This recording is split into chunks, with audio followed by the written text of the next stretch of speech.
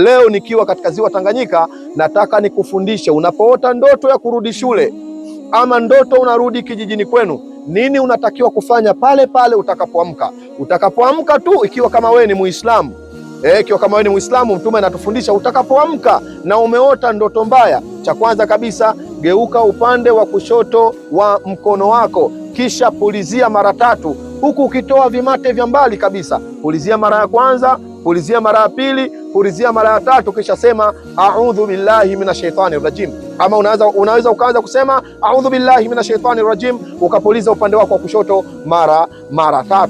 Hapo ukiyatenda haya na ukiyafanya haya, katu na kamwe ndoto hiyo haitoweza kukudhuru, hata kama pana sihiri ilifanyika baada yake, sababu kuna baadhi ya sihiri ili ziweze kukupata ni lazima ikujie katika ndoto. Sasa ikiwa wewe si Muislamu na tayari umeshakufanyia haya, nini unatakiwa ufanye? Ikiwa kama wewe si Muislamu na umeota ndoto hiyo, umerudi shule ama umerudi kijijini kwenu, ni alama za kurogwa. Utakapoamka tu, cha kwanza kabisa, usikimbilie kwenda chooni.